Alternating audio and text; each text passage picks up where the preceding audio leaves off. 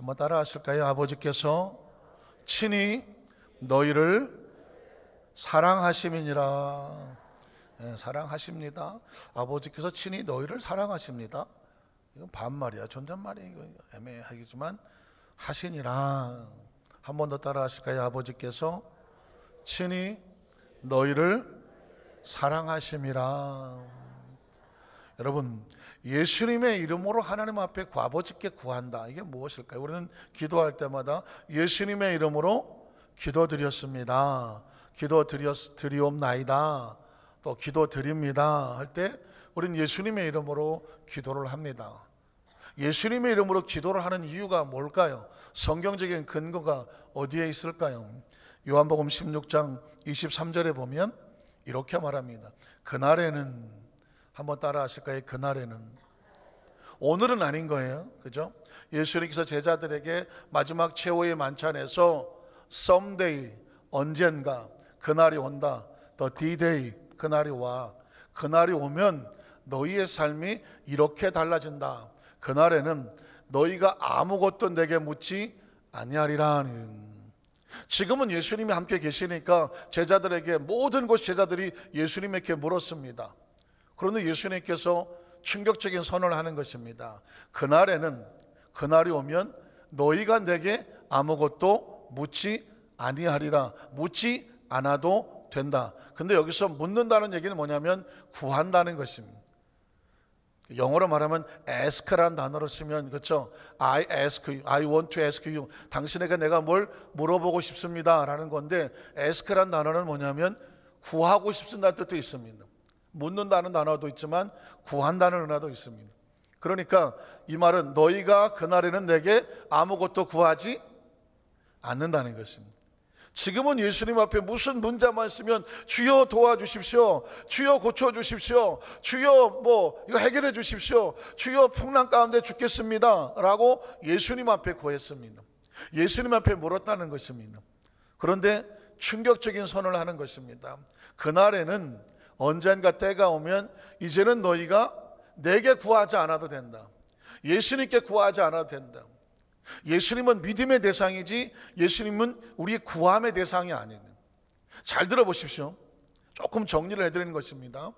우리가 어떤 문제가 있을 때 예수님의 이름으로 구할 수는 있으나 예수님이 해달라고 하는 건 아니라는 것입니다. 이해가 가십니까? 자, 잘 들어보시면, 그날에는 너희가 내게 아무것도 묻지 아니하리라, 아무것도 내게 구하지 아니하리다, 않아도 된다. 예수님은 우리에게, 우리가 예수님 도와주십시오, 예수님 응답해 주십시오 할 필요가 없습니다. 왜? 예수님이 이렇게 말씀하시기를 그럴 필요가 없다고 말했습니다. 자, 그러면 누구에게 구하란 말입니까? 내가 진실로 진실로 너희에게 이르노니, 너희가 무엇인지 누구에게 구하면 아버지께 구하는 것입니다. 정확하게 제가 분리를 해드리면, 우리의 모든 구함의 대상은 누구냐면 하나님 아버지에게 구하는 것입니다. 예수님 도와주세요가 아니라는 거죠. 예수님 고쳐주세요가 아니라는 것입니다. 그 전에 예수님의 시대에 문둥병자도 예수님 앞에 주여, 백부장도 주여, 혈루증 걸린 여인도 주여 그랬습니다. 제자들도 주여 우리가 죽겠나이다라고 말했습니다. 근데 지금 예수님이 이제 십자가 올라 몸짓고 피 흘려 죽으시고 장사바 되었다가 부활하시고 40일 계시다가 승천하신단 말입니다.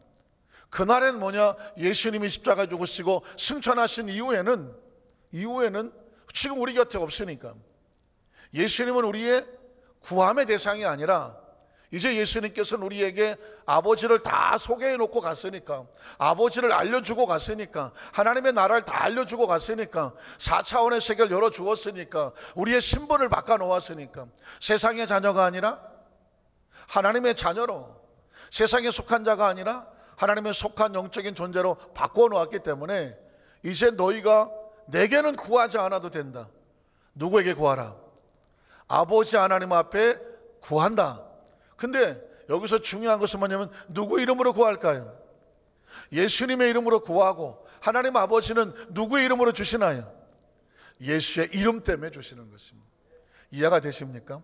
그래서 우리는 기도할 때에 전능하신 하나님 아버지, 좋으신 하나님 아버지, 하나님 아버지라고 고백을 하는 것입니다. 아버지께 구하는 것이죠. 아버지께 아뢰는 것이죠. 그리고 마지막에 누구의 이름으로? 예수님의 이름으로 구하옵나이다. 예수님의 이름으로 기도하옵나이다. 예수님의 이름으로 기도드립니다. 그러면 그 하나님의 응답은 누구의 이름으로 오시는 것일까요? 예수님의 이름 때문에 주시는 것입니다. 우리가 잘하고 못하고가 아니라, 잘나고 못나서가 아니라, 기도의 내용이 뭐 화려해서 그 기도를 듣는 동안에 그냥 막 하나님 마음이 뭉클거려서 주는 것이 아니라, 부족하면 부족한 대로, 모자라면 모자란 대로, 우리의 존재 자체, 우리가 뭘 잘해서가 아니라 누구의 이름 때문에? 예수님의 이름 때문에 주시는 것입니다. 정리가 되시죠? 그러면 어떤 기도에 대한 확신이 생기시죠? 기도에 대한 용기가 생기죠? 기도에 대한 약속이 생기죠? 기도에 대한 담대함이 생기죠? 우리가 부족하지만 누구의 이름으로 구한다? 예수님의 이름으로 구하는 것입니다. 하나님 아버지께서는 누구 때문에 고쳐주신다? 예수의 이름 때문에. 누구 때문에 응답하신다? 예수님의 이름 때문에. 그래서 우리가 주여 삼창할 때도 주여라고 말하는 이유는 뭐냐면 주님의 이름 때문에 하나님께 나아가는 것이거든요. 그리고 주님의 이름으로 응답을 하는 것이고, 주님의 이름이 선포되는 곳에 하나님 아버지가 역사하여 주시는 것이죠. 그 다음 절을 보면 24절은 지금까지 너희가 내 이름으로 아무것도 구하지 아니하였으나, 예수님이 옆에 계시고 같이 있었으니까 예수님한테 예수님의 이름으로 구할 것이 없잖아요. 그냥 주여 주님한테 직접 구하고 간청을 했지 않습니까? 그러나 지금까지 너희가 내 이름으로 아무것도 구하지 아니하였으나 이제는 구하라. 누구의 이름으로? 예수님의 이름으로, 내 이름으로 구하라. 그리하면 너희가 그 이름으로 어떻게 하리니? 받으리니. 그러므로 말미암아 너희 기쁨이 어떻게 하리라? 충만하리라. 충만하리라. 그래서 지금 우리가 기도의 대상, 기도의 문제는 사실상 우리 힘으로 안 되기 때문에 기도하지 않습니까? 오늘 여러분 끝나고 점심 먹으러 가면서 주여 점심을 주시옵소서 합니까? 안 합니까? 안 해도 되는 이유가 뭐냐면 내 돈 주고 사 먹으면 되잖아. 그건 기도 대상이 아닌 거죠. 그런데 기도의 내용은 뭐냐면 이건 도무지 사람의 힘으로 안 돼. 내 힘으로 안 되고 누가 해도 안 돼. 그래서 하나님의 역사가 아니면 안 돼. 그때 기도하지 않습니까? 어떤 분이 주여 내 감기를 낫게 하여 주시옵소서. 왜 그러냐 했더니 감기값이 아까움나이다. 병원비를 줄여주시옵소서. 물론 이제 조크긴 하지만은, 그랬더니 하나님 말씀하시기를 네 통장에 걸 써라, 네 카드를 써라. 그런. 근데 여러분 실질적으로 그럴 수 있어요. 어떤 분이 들어 목사님 기도해 주세요. 왜 그러니까 아유 몸살이 나서 아파요. 그래서 나 왜 그래서 그러세요. 그러면 저기 어쨌든 하나님 고쳐주실 기도하겠습니다. 그때 나가면서 이런다. 아유 우리 목사님 고쳐서 나한테 병원에 안 가도 된다. 병원비 굳었다. 뭐 틀린 얘기는 아니나, 틀린 얘기는 아니나 예수 그리스도의 이름 앞에 구하는 기도 제목은 하나님께서 주시는 은혜를 구하는 거지, 거기에 계산이 있는 것은 아니라는. 그러나 뭐 워낙 깜찍하시기 때문에 뭐 하나는 응답하시겠지만 어쨌거나 제가 정리를 해드리는 겁니다. 예수 그리스도의 이름으로 구하면 너희 기쁨이 충만하리라 그랬습니다. 자, 그러면 오늘 말씀은 뭐냐면요, 첫 번째로 예수님의 이름으로 구하고 응답을 받을 수 있는 이유는 뭘까? 예수님께서 말씀하시기를 이제는 내 이름으로 구하라. 그러면 너희가 받으리니, 예수 이름으로 받으리니 너희 기쁨이 충만하리라 라고 말했다면, 왜 예수님은 예수님의 이름으로 구하고 하나님 아버지께서 응답하신다고 말했을까? 25절에 보면 말씀이 나옵니다. 이것을 비유로 너희에게 일렀거니와 때가 이르면. 자, 예수님이 이렇게 말하죠. 그날에는, 또는 때가 이르면 이렇게 말하죠. 예수님의 지금 이 사역이 마무리되어지고 내가 다 이뤘다고 그가 승천하시고 나면 이제 우리는 예수님이 함께 계시지 않아도 누구의 이름으로? 예수님의 이름으로 하는 거죠. 예수의 이름으로 하는 것이죠. 자, 다시는 비유로 너에게 이르지 않고 아버지에 대한 것을 밝히 이르리라. 우린 여기서 한 가지 놀라운 사실을 또 알고 있지만 다시 한번 확인하는 사실을 발견합니다. 예수님이 이 땅에 오신 이유는 뭐냐면 누구를 밝혀주라고 오셨나요?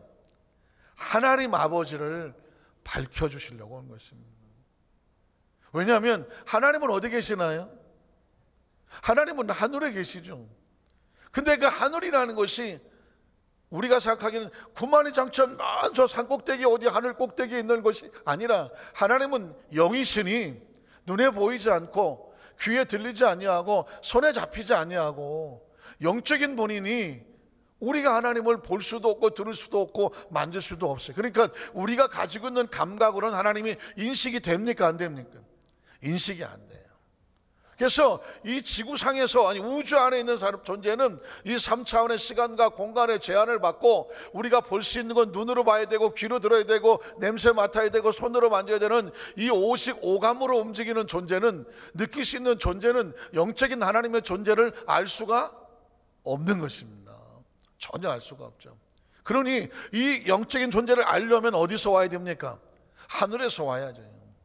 하늘에서 와서 이 영적인 오감을 뛰어넘는 그 영적인 차원에서 와서, 그리고 우리에게 오감을 넘어서는 육감적인 존재가 있다는 사실을 알려줘야 되죠. 그러려면 하늘에서 와야 돼요. 자, 요한복음 3장에서 하늘에서 내려온 자 곧 하늘로 올라간 자는 누구밖에 없다. 인자 외에는 없다고 말했습니다. 왜 예수님인가? 왜 석가모니가 아닌가? 왜 공자가 아닌가? 왜 마호메트가 아닌가? 왜 알라가 아닌가? 오직 예수님만 하늘에서 와서 우리에게 하늘을 알려줄 수 있으며 우리에게 하늘에 대한 아버지라는 것을 알려주시러 오신 분이 누구냐면 예수님이거든요. 제가 그래서 3차원과 4차원을 분리해야 된다라고 말씀을 드리는 이유는 뭐냐면 우리는 3차원적인 감각을 갖고 있고 하나님은 4차원적인 존재이기 때문에 이것을 우리에게 알 수 있도록 풀어주면, 예수를 믿고 나면요, 잘 들어보십시오, 이건 아주 중요한, 교회는 학교가 아니라고 말씀드렸어요. 교회는 수도원이 아닙니다. 교회는 무슨 요양원이 아닙니다. 교회는 3차원에서 4차원을 체험하는 것입니다. 믿으십니까?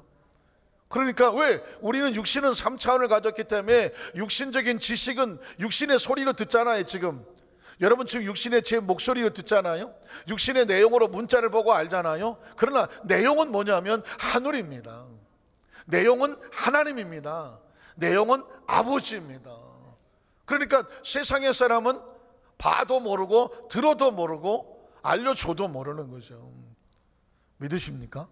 그래서 예수님만 오셔서 하나님 아버지에 밝히 알려줄 수 있기 때문에 제가 이제 이렇게 얘기를 해도 과연 지금 우리 성도님들께서 어디까지 따라오실까 약간 궁금하기는 해요. 제가 한번 물어볼게요. 우리가 하나님의 자녀인 것을 확신하십니까? 하나님의 자녀는 세상에 속해 있으나 영은 하나님께 속해 있는 것을 믿으십니까? 우리가 육신을 벗었을 때 하나님의 나라로 갈 것을 믿으십니까? 확신하십니까? 천국을 믿으십니까? 부활을 믿으십니까? 확신하십니까? 이게 있는 신앙은요 절대 시험에 들지를 않아요. 이게 정확한 사람은요 절대 뭐 감정이나 기분에 따라서 영적으로 왔다 갔다 하지를 않아요. 신앙의 가장 아이러니한 건 뭐냐면 분명히 하나님을 믿는다고 해, 예수님을 믿는다고 해, 그리고 천국을 안다고 해, 하나님의 나를 안다고 해. 그러면서도 기분 나쁘면 안 나와. 누가 뭐 상처받았다면 안다고, 누가 좀 뭐라고 그러면 아이씨 아마마자. 이게 왜 그런지, 왜 그럴까? 왜 감정의 지배를 받았어요. 근데 여러분, 감정은 철저하게 이건 3차원이에요. 기분도 3차원이에요. 서운한 것도 3차원이고요. 미움, 시기, 원망, 불평 이거 전부 다 3차원이에요. 그러니까 사람은 감정으로 살면 안 돼. 감정으로 살면 안 되고 무엇으로 살아야 돼? 대답이 안 나네. 우리는 오직 무엇으로 살아야 돼? 믿음으로 살아야 돼. 믿음은 뭐냐? 3차원이 아닌 4차원인 거예요. 지금 많이 힘들고 어려워도 하나님이 알고 계신다. 내 눈물을 알고 계시고, 내 상함을 알고 계시고, 내 억울함을 알고 계시고, 내 답답함을 알고 계시고, 내가 사방에 우겨쌈을 당해서 별 그지 같은 소리를 다 들어도 정말 감정 기분으로 잠깐만 쫓아가서 그냥 하지만 그러나 주여 있습니다. 예수님이 십자가에 달려서 조롱하고 침뱉고 손가락질하고 옆구리에 창을 꽂아도 예수님이 뭐라고 말씀하냐면 주여 저들의 죄를 용서해 주십시오. 저들이 지금 무슨 짓을 하고 있는지 알지 못하기 때문입니다. 이건 영적인 차원에서 가는 것입니다. 영적인, 심지어 뺨을 때리고 침을 뱉고 옆구리에 창을 꽂는 그 사람들 앞에서 나는 사명으로 살지, 믿음으로 살지, 아버지의 뜻대로 되기를 원합니다. 영으로 살지, 감정으로 살지 아니하고, 자존심으로 살지 아니하고, 기분으로 살지 아니하고, 마음의 어떤 감각으로 살지 아니하고, 몸으로 살지 않는다는 것입니다. 믿으십니까? 우리 공동체 안에서 철저하게 이 훈련이 필요해요. 예수 믿는 사람이 세상에 나가서 똑같이 감정으로 살고 기분으로 살고 하고 싶은 대로 막 행동하고 하니까, 아니 예수 믿는 사람이 왜 저래, 교회 다니는 사람이 왜 저래, 이런 소리를 듣는 건 세상 사람들도 교회를 3차원으로 보지 않는 거죠. 4차원으로 보는 거예요. 그러니까 세상 사람의 믿음이 더 좋은 거야. 예수 믿는 사람은 절대 서운하지 않을 걸 안다니까. 예수 믿는 사람은 절대로 삐지지 않을 걸 알아. 예수 믿는 사람은 자기들하고 달라서 그분들은 절대로 저 상황에서 감정적으로 행동하지 않을 걸 알아. 예수 믿는 사람은 절대 저 상황 속에서 자기 마음대로 몸으로 살지 않을 걸 알아. 함부로 말하지 않을 걸 안다니까. 근데 어쩌고리 예수 믿는 사람이나 나나 뭐 별 차이가 없네? 이러면서 예수 믿는 사람들이 왜 그래, 이런 소리를 듣는 건 뭐냐면 그들의 기대치 속에 예수 믿는 사람은 우리하고 좀 다르지 않을까? 차원이 다르지 않나? 그들이 기대해서 그렇습니다. 그런데 정작 교회 공동체 안에서 혹시 그런 모습이 나오는 이유는 뭐냐? 3차원적인 신앙에 4차원을 뛰어넘지를 못해서 그렇습니다.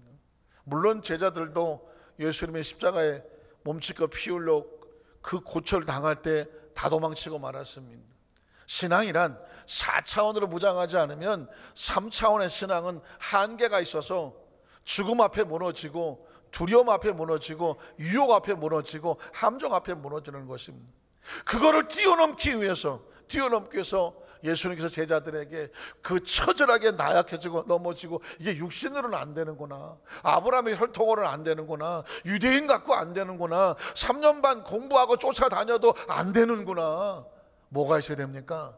위로부터 내려오는 성령으로 충만하여 영으로 살아야 되는 거예요.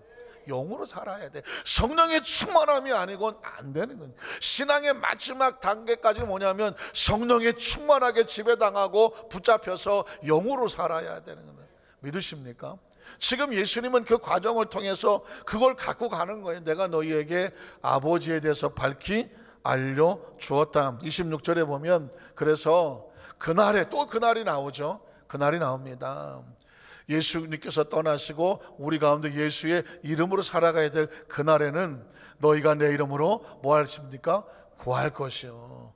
그래서 예수님의 이름으로 구하는 것이고, 내가 너희를 위해서 아버지께 구하겠다는 말이 아니라, 아주 중요한, 오늘 설교가요 굉장히 중요한 내용이 있습니다. 잘 보십시오. 우린 예수님께 구하는 것이 아니라 누구에게 구한다? 하나님 아버지에게 구한다. 기도의 통로는 누구 이름으로 구한다? 예수님의 이름으로 구한다.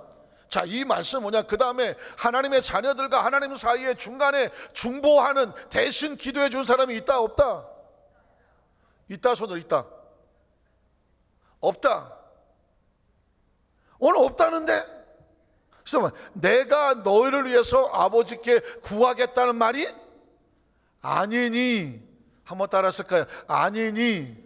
이게 무슨 말이요? 구한다는 말이요? 안 구한다는 말이요? 안 구한다는 말이죠.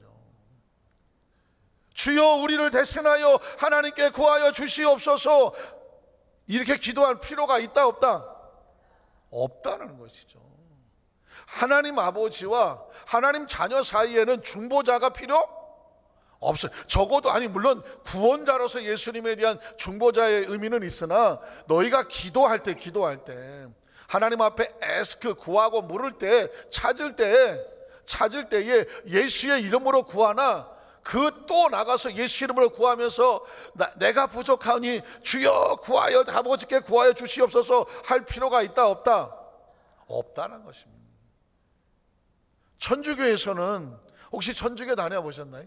천주교를 제가 한번 평생에 한 번 가본 적이 있는데, 저 지방의 용인 쪽에 어떻게 출장 같이 나갔다가 주일 아침에 근처 교회가 어디 있나 하고 서둘러서 들어갔더니 무슨 교회, 용인 교회라고 써 있어요. 그게 들어가서 앉았다 보니까 교회 같기는 한데 이상해. 앉았더니 옆에 계신 분들이 다 허연골 여자분들이 꺼내더니 여기다 다 뒤집어 쓰시더 이렇게. 이게 뭔가 했더니 천주교인 거예요. 이거 어떡하지 이거? 나갈까? 11시 뭐 10분 20분도 어디 갈 데도 없고 모르는 곳이고, 그래서 그래 한번 앉아서 드려보자. 천주교는 어떻게 예배를 드리나. 그래 봤더니 일단 여성분들은 다 뭐 망사 다 뒤집어 쓰시고 앉았고, 그리고 이제 모든 뭐 성경복도 예를 들어서 뭐 앞에서 신부님이 또 이쪽에서 하고 같이 주고받고 교독하는 식으로 하고, 또 뭐 설교 같은데 강론 같은데 그냥 책을 하나 읽고, 찬송가를 제가 한번 뒤져봤어요. 뒤져봤더니 한 3분의 1은 마리아더만. 마리아요, 성모 마리아요, 아기 예수께 구하여 우리의 죄를 용서해 주시오. 그러니까 이게 중간에 중보자가 많아. 하나님과 우리 사이에 다이렉트가 없어. 일단 성모 마리아를 거쳐야 돼. 마리아요, 뭐 하늘의 달같이 뭐 바다같이, 제 기억 속에 뭐 어쨌든 뭐 무슨 바다의 여신인지 달의 여신 같이 뭐 어떻게 해서 성모 마리아요. 왜 엄마한테 얘기하냐면 보통 애들을 얘기하려면 엄마하고 얘기하는 게 편하죠. 그러니까 이 천주교에서 예수님은 어린 아기로 맨날 엄마가 이렇게 안고 있잖아요. 안고 이렇게 성모 마리아가 아기 예수를 안고 있어요. 그래서 이 천주교에서는 예수님이 맨날 아기 같아. 그러니까 누구한테 얘기해야 돼? 엄마한테 얘기해야지. 성모 마리아요, 아기 예수께 얘기하여 우리의 간구를 들어주시옵소서. 이렇게 돼버리니 이거 아버지께 가려니까 절차가 많아. 마리아 거치고 아기 예수께 얘기하고, 아기 예수가 또 아버지한테, 천주한테 얘기를 해야 돼. 또 이것도 뭐 좀 힘들면 성 베드로요, 뭐 성 요한이요, 성인들 있잖아요. 쉐인트라고 말하는 성자, 뭐 성 니콜라스 하는 식으로 성자를 통해서 왜 성인이 있나 그랬더니 그분들이 우리보다 좀 거룩하고 좀 성스러우니까 그분들에게 좀 부탁을 해서 기도해 달라는 거예요.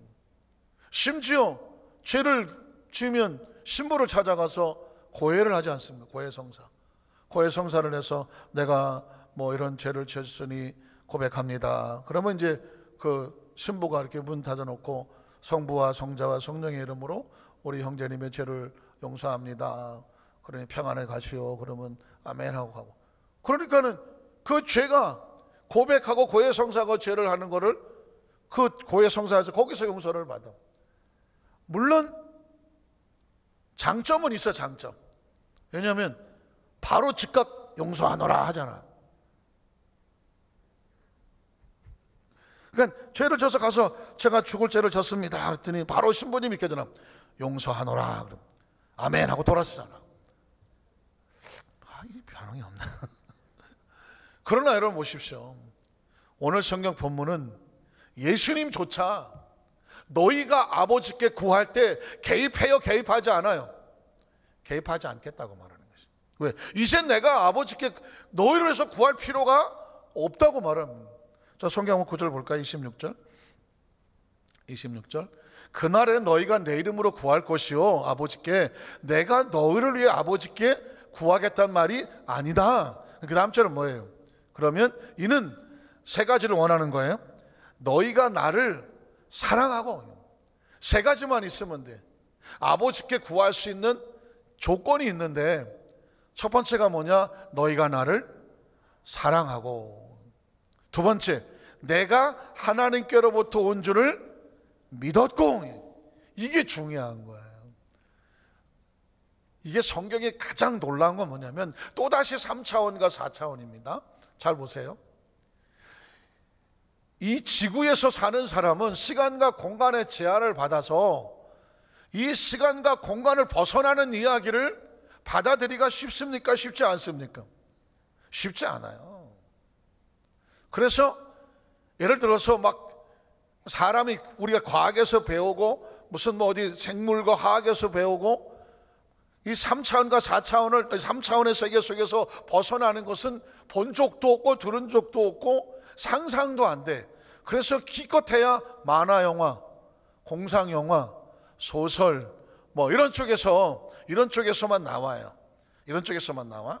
자, 왜 조영기 목사님이 4차원의 영성이란 말을 쓰느냐? 저는 4차원의 신앙이라는 말을 쓰고 조영기 목사님은 4차원의 영성, The First Dimension이라는 4차원 이야기를 합니다. 그 중에서 네 가지를 말하죠. 믿음에 대해서 말하고, 생각에 대해서 말하고, 꿈에 대해서 말하고, confession, 언어, 고백에 대해서 말하잖아요. 3차원이 시간과 공간을 초월해서 벗어나갈 수 있는 통로가 네 가지야. 너무도 절묘하게 목사님이 성경 속에서 발견하신 거예요. 보세요. 믿음이란 뭐냐면 내가 그렇게 믿는 건 시간과 공간을 벗어나는 거예요. 생각은 지금 여기 앉아 계시지만 생각은 자유야. 과거로 갈 수도 있고 미래로 갈 수 있고. 여러분이 지금 딱 보시면서 아유, 우리 목사님은 너무 잘생겼어. 어쩌면 이렇게 잘생겼나. 그 사람의 생각이야, 생각. 그 여러분의 과거에 봤던 어떤 멋있는 그냥 영화 배우를 봤는데 과거에 그 인물을 끄집어내 갖고 우리 목사님과 비교했는데 우리 목사님이 훨씬 나. 아멘을 해달라고 하는 소리인데 남은 이건 뭐냐면 앉아 계시지만 생각은 자유하다는 거예요. 시간과 공간을 초월해. 그래서 여러분이 앉아 계시지만 여기 있지만 미래로 갈 수도 있어. 내가 지금 50이 되면 60이 되면 70이 되면 미래에 대해서 꿈을 꾸고 생각을 하고 있어.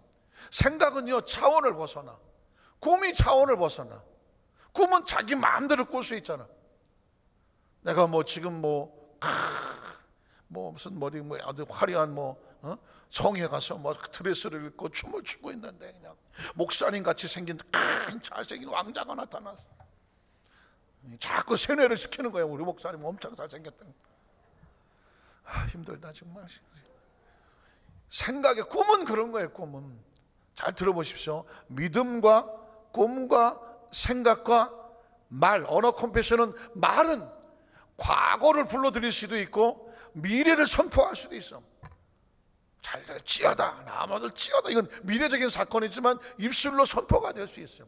그래서 여러분 이 네 가지는 3차원에서 4차원에 영향을 미칠 수 있는 통로인 거예요.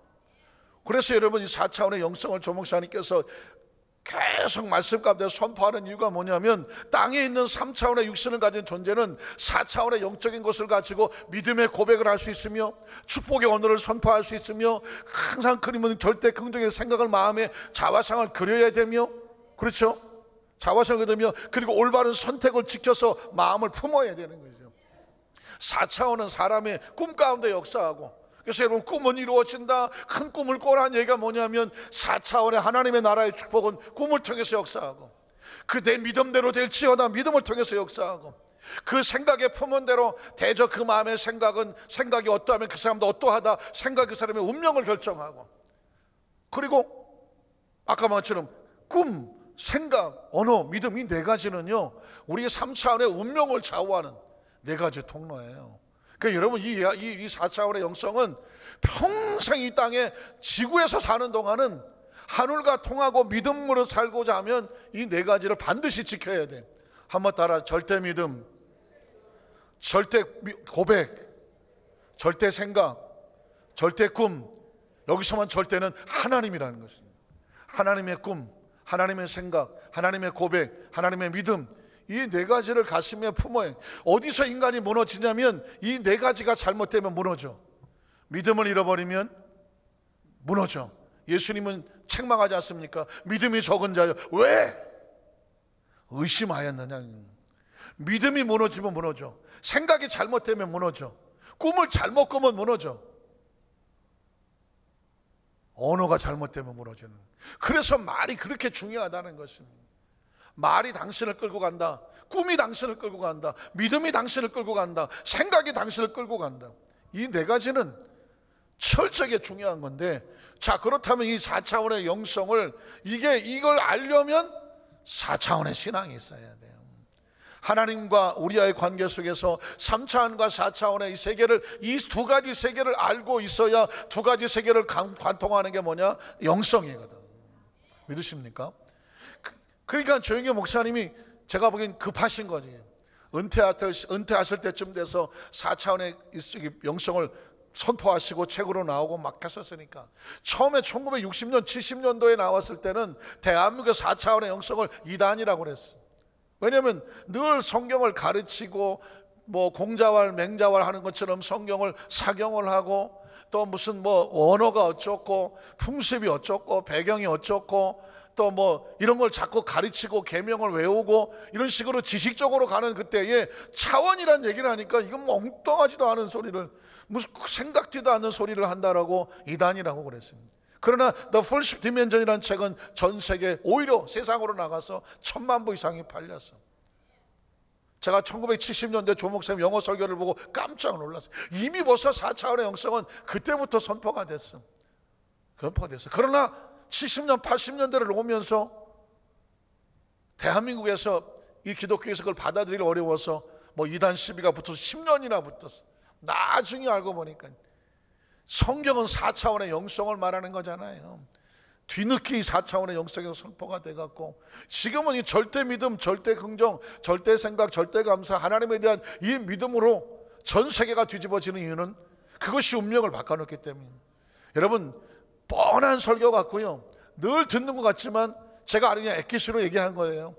절대 믿음과 절대 긍정적인 생각과 믿음의 생각이죠. 그리고 언어의 고백과 그 여러분 마음에 가지고 있는 꿈은, 이게 우리를 어떻게 한다고요? 끌고 가는 거예요. 이게 끌고 가요. 그러면 이 네 가지 통로를 알려면 어떻게 되냐면 그 백그라운드를 알아야지. 왜 우리가 이 4차원의 영성을 가져야 되느냐? 이 세계는 3차원과 4차원으로 구성이 되어 있는데 3차원과 4차원을 이해하려면 4차원의 신앙을 가져야 되고, 그 4차원의 세계를 넘나드신 분이 뭐냐면 예수님인 거예요. 4차원의 하나님이 육신을 입고 이 땅에 오셔서, 에이 처녀가 어떻게 아이를 낳냐? 이건 3차원적인 생각이야. 그러나 4차원의 영적인 존재가 3차원에 들어오려면 3차원에서 초월하는 존재로 태어나야 되죠. 예수님의 사역은 다니면서 귀신을 쫓아내고 병든 자를 고치며 수많은 기적을 행하는 이유는 뭐냐면 4차원은 3차원의 역사가 나타나면 뭐라고 말하냐면 기적이라고 말하는 것입니다. 사실은 저와 여러분은 기적적인 존재 아닙니까? 생각해도 기적 아니에요. 우리가 지금 존재해요. 생명은 기적입니다. 이게 어떻게 태어난 거냐고 물으면 답이 없다니까. 그러면 저와 여러분이 왜 있느냐고 물어도 답이 없어요. 내가 누구냐? 답이 없다니까. 나를 누가 만들었냐? 답이 없어. 3차원에서는 답이 없다는 거예요. 그런데 예수 그리스도라고 하는 이름이 고백이 되는 순간 모든 게 뻥 뚫리는 거예요. 창조주 하나님이 등장을 하고 하나님이 만드시고 하나님이 이끄시고 하나님 속에서 나왔으며 하나님 안에 있다가 하나님께로 돌아간다. 이 모든 세계 만물을 움직이는 건 하나님이다. 그러면 모든 게 풀려지게 되고 우리는 하나님 앞에 나와서 예배하고 하나님께 소망을 두잖아요. 예수님의 사역은 예수님 때문에 알게 된 거고, 예수님이 길이고 진리고 생명이요. 지금도 여러분 아는 성경 구절에 지금도 예수님께서는 아버지께로 가서 너희가 구할 처소를 예비하면, 다 예비하면 내가 다시 와서 너희를 내게로 영접하여 나 있는 곳에 너희도 있게 하리라. 내가 곧 길이요 진리요 생명이다. 오직 예수님만. 예수님이 아니고서는 아버지께로 올 자가 없느니라. 엄청난 겁니다, 여러분. 엄청난 거예요. 이 세계를 아는 사람과 이 세계를 알지 못하는 사람은요, 차원이 달라진다는 거예요. 우리가 어려서 그랬잖아요. 어려서 뭐 좋은 고등학교, 좋은 대학교 가서 무슨 사법고시, 행정고시, 무슨 고시, 외모고시 해서 무슨 사자 달린 직업 같든 의사를 하든 돈 많이 벌고 대기업을 가든 가서 해갖고 좋은 무슨 어찌게 만나갖고 결혼해서 애들 낳고 그 다음에 집 하나 사고 차 사고 애들 또 대학 잘 보내고 각자 결혼시키고 애들 손주 낳고 어떻게 나이 먹어서 어떻게 9988 234 그거 어떻게 하라니까. 그 다음에 그게 다지. 이 땅에서는 3차원에서 그게 다라니까요. 그거 끝나고 그래서 2, 3, 4 어떻게 할 건데 그 다음에는 없잖아요. 이렇게 죽거나 저렇게 죽거나 빨리 죽거나 늦게 죽거나 다 죽는 거 아니잖아요. 죽잖아요. 그러면 그래서 인생은 나그네 길, 인생은 무슨 뭐라 그래, 뜬구름, 무슨 아침 있다 없어지는 안개, 꽃잎에 맺히는 이슬, 다 허무하게 생각했잖아요. 낙엽 따라가 버린 사랑, 그렇잖아. 인생이 그렇지 어쩌라고. 뭔가 좀 우리가 어렸을 땐 뭘 모르니까 내가 어떻게 좀 나중에 내 생각대로 안 되고 비전대로 안 되니까 난 실패한 인생인가. 이래도 한 세상 저래도 한 세상이야. 다 지나가는 거예요. 여기서 중요한 건 뭐냐면 하늘을 발견하는 것이고 하나님을 발견하는 것이고 내가 누구인지를 아는 것이고 영적인 존재가 하나님의 자녀의 신분을 되찾는 것이고, 그러니까 하나님 안에 있으니 이 세상은, 제가 농담 반 진담 반으로 그러잖아요. 100년 뒤에 여기 남아있을 사람 아무도 없다고 얘기하잖아요. 서울에도 참아요. 100년 뒤에는 아무도 없잖아요 여기. 안 그래요? 그러니까 시간이 지나고 보면 우리는 사실 없는 존재라니까요. 100년 전에도 없었잖아요 여기. 100년 전에도 우리는 없었잖아요. 표정이 왜 그랬지? 100년 전에 없었어. 100년 후에도 없어. 이 100년 안에 지금 시간과 공간 속에서 마치 물 흐르는 속에 잠시 지나가는 삶이잖아요. 그럼 시간과 공간이라고 하는 건 이건 창조주의 영역이지 우린 시간에 갇혔고 공간에 갇혀 있잖아요. 세월이 지나가면서 우리 육체는 흔적 없이 사라질 거잖아요. 그런데 말하기를 너희 영혼 하나님께로부터 나와서 하나님 안에 있다 하나님께로 간다고 말하잖아요. 지금 나라고 얘기하는 지금 이 상황, 나를 인식하는 건 뭐냐? 영이잖아요. 생명, 하나님께서 부으신 생명, 그 영이 하나님의 존재를 알고 하나님을 예배하다가 하나님께로 돌아가고 영원한 집에 있다는 것입니다. 믿으십니까? 그걸 예수님께서 말씀하는, 그래서 예수를 믿었다는 것이 조금만 깊이 들어가면 자다가 깨도 펄떡펄떡 할 일이라니까. 펄떡펄떡. 제가 늘 인생을 군대 생활하는 것 같다는, 군대 가기 전에 군 생활은 까마득한 것입니다. 근데 군대 영장이 나와서 군대를 가, 머리 빡빡 깎고 들어가, 사복을 다 벗어 군복으로 갈아입어. 기억하시나요? 혹시 여러분 아들 군대 보내놓으면 며칠 뒤에 뭐가 날라와? 사회에서 입던 옷하고 신발까지 싹 뺏겨갖고. 요즘 신발 갖다 주나요? 나중에 보니까 요즘 또 신발 갖다 주면 죽은 놈 같다 그랬고 또 신발은 안 준다는 얘기도 있고 어쨌든 간에 사회에서 입던 옷 싹 벗어갖고 집에다 붙여주잖아요. 그럼 군대 생활하는 동안에 걔는 사회에서 죽은 거나 마찬가지지. 안 보이니까. 물론 휴가를 나오기 위해서 가끔씩 살아있는 거 확인하겠지만 일단 만약에 3년 군대 생활이라고 한 번도 안 나온다고 쳐보십시오. 그러면 사회에서는 죽은 것과 마찬가지. 왜? 없으니까. 그러나 죽었나요? 군대에서 열심히 3년 동안 군복 입고 돌아다녀요. 3년 지나고 나면 제대 날짜 다가오잖아요. 거기 제대가 뭐예요? 군복 벗을 날 다가오는 거예요. 군복 벗어요. 그 군복을 벗고 사회 제대를 해요. 그럼 군복을 벗고 무슨 옷을 갈아입나요? 사복을 갈아입고 다시 사회생활을 하는 거죠. 군대에서는 군대 생활을 했지만 군대는 지금 없어. 내가 군대 생활에서 내가 있는 거예요, 없는 거예요? 없지. 그 동네에서 날 죽었다고 그래? 없죠. 우리가 이 땅에 이 지구에 오기 전에는 어디 있었는지 모르지 일단은. 근데 뭘 입고 있었는지 모르지만 지구에 올 때는 애기 옷을 입고 왔잖아.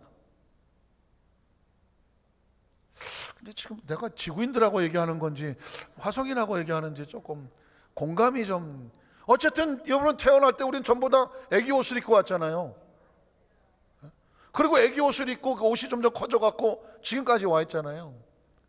그리고 제대할 날짜가 지금 다가오지 않아요? 또 그런 소리 좀 듣기 싫은가? 또 어쨌든 하여튼간에 때가 오면 100년 안에 다 군복을 벗을 거잖아요. 육신이 군복이잖아 이거. 군대 생활 지금 열심히 하고 있잖아요 지금 여기서. 어떤 사람은 군대에서는 참 운 좋게 의가사 제대해갖고 중간에 나가는 사람도 있어요. 그럼 뭐라 그래? 아유 저 새끼는 운이 더 좋아갖고.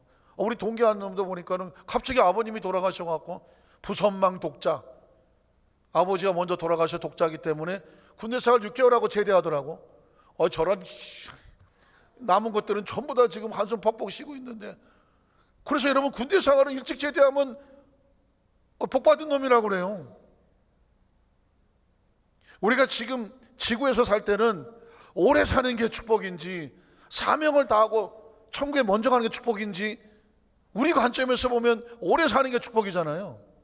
그러나 막상 천국에 가보니 그게 아니다라고 생각을 하면, 이럴 줄 알았으면 더 빨리 올 걸 만약 그랬다고 하면 얘기는 달라지죠. 그래서 이 땅의 삶을 사는 동안에 삶과 죽음에 대한 하나님의 차원으로 접근을 해야 돼요. 군대에서는요, 일찍 제대하는 사람을 아주 더럽게 재수 있는 놈이라 그래. 그놈은 그 얘기는 왜냐면 사회에서 보면은 제일 일찍 나왔지. 막상 나가보니까 거기가 더 좋아. 제가 이야기를 드리는 건 뭐냐면, 크리스찬은 3차원의 땀을 지구에 살지만 의식은 하늘에 두고 살라는 거죠. 바울이 그랬거든요. 삼층천을 보고 오더니 지금 당장이라도 가고 싶다는 거야, 하늘로. 그러나 내가 사역이 있어서 내가 있다. 그러나 내가 마지막에 선한 싸움을 다 싸우고 나의 달려갈 길을 다 갔으니 이제 이후로는 나를 위해서 예비한 아버지의 집과 상급이 있다라고 말했습니다. 예수님은 왜 33살에 그냥 하늘로 가버리셨을까? 이런 생각도 합니다. 이야기는 뭐냐면, 우리가 이 세상에서 최선을 다해서 살아야 되지만 사명을 위해서 살다가, 사명입니다. 사명을 위해서 살다가 하늘에 대한 소망을 잊지 말자는 것입니다. 그래서 우리 입으로 함부로 우리 서로를 향해서 평가하고 우리 입으로 판단하고 우리 입으로 결론 내리면 안 돼. 어떤 사람이 경제적으로 어려움을 당한다. 아, 예수 믿는 사람이 저래. 그건 모르는 거야. 그 사람이 그 과정을 겪고 나서 하나님께서 믿음의 그릇을 단련하고 난 다음에 그 사람에게 하나님 복을 주셔서 사용하실지는 아무도 모르는 거예요. 어떤 사람이 갑자기 뭐 떼돈을 유산을 받아서 아이고 재수도 좋네 복 받았어, 그건 모르는 거예요. 그 물질 때문에 그분이 세상으로 뛰쳐나갔다면, 그렇다면 그 물질이 복입니까 독입니까? 독이 될 수도 있어요.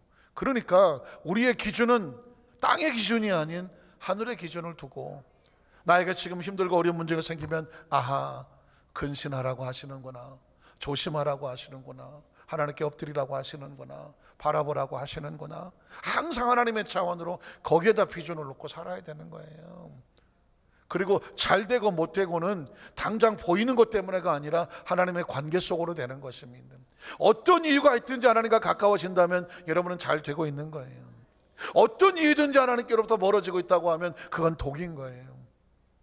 다음에 제가 설교도에 나오겠지만 요셉은 환경적으로 보면 그렇게 정말 철저하게 재수가 없어도 더럽게 재수 없는 사람은 처음 봤어. 그러나 성경은 이렇게 말합니다. 하나님께서 그와 함께 계셔서 그가 형통한 자가 돼. 그거면 끝나는 거야. 형통한 자. 환경이 힘들고 여건이 힘들고 도와주는 사람은 없고 죽이려고 달라드는 것들만 드글드글하고, 그래서 자기가 원치도 않는 곳에 끌려 내려가고 남의 집 살이를 하고 정말 믿음 지키려고 몸부림을 친데 불구하고 억울하게 감옥살이를 하더라도 성경은 도도하게 흐르는 거예요. 하나님께서 거기서도 요셉과 함께 계셔서 그가 형통한 자가 돼. 여러분 보십시오. 나를 어디다 갖다 놔봐라 내가 흔들리나. 나를 어디다 저 구석에 갖다 박아봐라 내가 거기서 부서지고 넘어지고 죽나. 까딱도 안 한다는 거예요.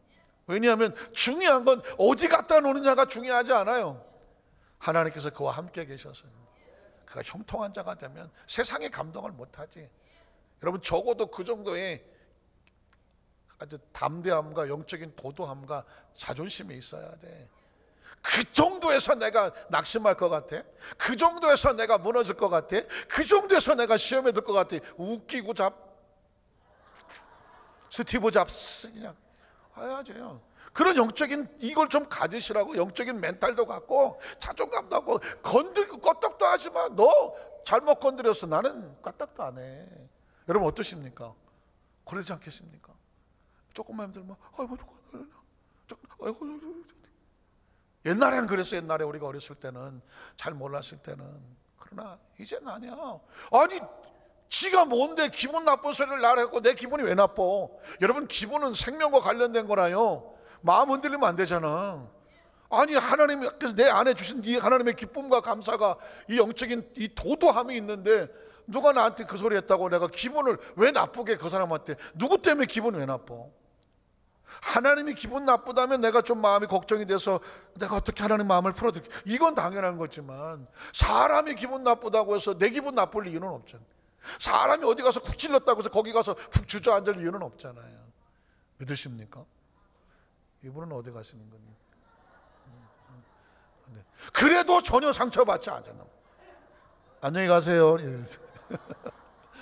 급하게 다녀오신다. 여러분 한번 따라 하시죠. 하나님께서 우리에게 주신 기쁨은 세상에 빼앗을 수 없으니 우리는 영적인 강자가 되어서 당당하고 자신만만하고 떳떳하고 도도하고 세상을 덮어 승리하고 나가잖아요. 그러기 위해서 한 가지 딱 조건은 뭐냐면 하나님과 나와 관계 속에서 껄끄러움이 없어야 돼요. 그래서 어떤 문제가 다가오면 하나님께서 내가 혹시 내 자신을 돌아보라고 하는가? 겸손하라고 하는가? 혹시 깨우치지 못한 것은 없는가? 더 엎드리라고 하시는가? 기도하라고 하시는가? 이것만 하나님과의 관계만 신경 쓰면 돼. 이게 떳떳하면 아무것도 신경 쓸 거 없어. 왜? 내가 떳떳한데 뭐. 그러면 세상이 건드려도 지가 건드려 봤자지 뭐. 어떻게 생각하십니까? 그래서 우리 사랑하는 우리 안산교회 성도들 마음속 생각 속에 우리의 존재 자체는 엄청난 존재고 예수님께서 우리에게 말합니다. 너희는 하나님과 직통할 수 있어. 예수님의 이름으로. 그러니까 중간에 중보자가 필요 없어. 대신에 예수님을 사랑하고 그 다음에 예수님 하나님께로 온 존재라는 이 그리스도라는 정확한 신앙의 고백을 가지고 있으면 하나님이 너희를 사랑하심으로 말미암아 너희의 기도를 예수의 이름으로 응답하심으로 너희가 하나님 안에서 기쁨이 충만하리라. 기도하겠습니다.